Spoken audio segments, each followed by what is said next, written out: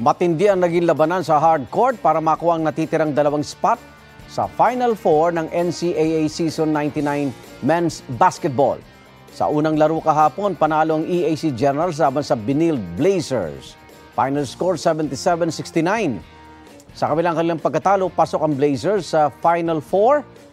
Tinalo kasi ng Mapua Cardinals ang JRU Heavy Bombers sa Game 2 kahapon, nakadikit ang Blazers sa standings. Ang final score 77-74. Ang mga koponan na maglaban sa semifinals, Mapua Cardinals po, LPU Pirates, San Beda Red Lions at Benil Blazers.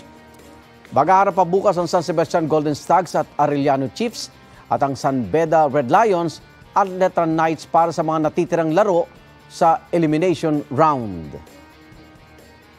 Igan, mauna ka sa mga balita. Mag-subscribe sa GMA Integrated News sa YouTube.